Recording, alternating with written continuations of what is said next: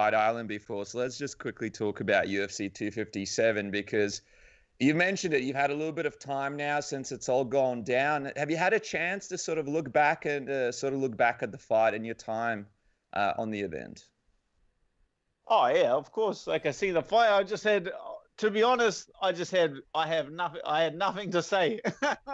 Like a week went past, and like what can you say? What can you say? You have good days, bad days, and like you go into these kind of things and you prepare yourself for like worst case scenario. But even that took the cake. It surprised you.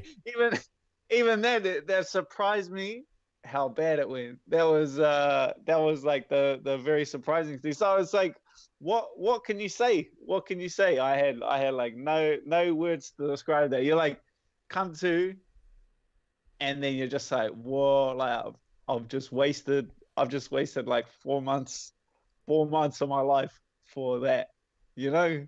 Oh, yeah, you gotta love that. You gotta absolutely love that. Let me ask you, if we were to get sort of a little bit technical, what do you attribute the fight result to? Did you feel like you had an off night? Did anything about Chandler surprise you? What was it?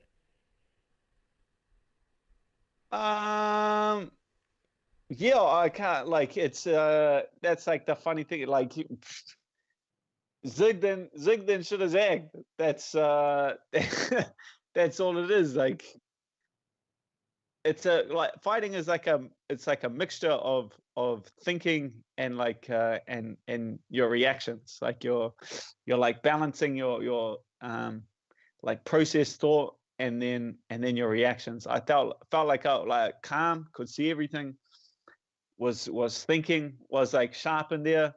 Um yeah, relied on like switch just relied on my reaction to get out of the way of that punch, and it let me down. So it's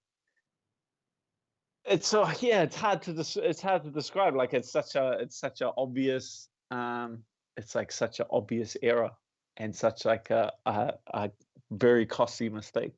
Yeah, it was one of those situations as well where we saw you were pretty frustrated after the fight. You took the gloves off there for a sec. I think the commentator said, what was going through your mind? Did you taking off the gloves? Was it just pure frustration? In that moment, were you thinking maybe this is it? What was the sort of thought process behind it? Oh, always, yeah. You're always like frustrated after a loss.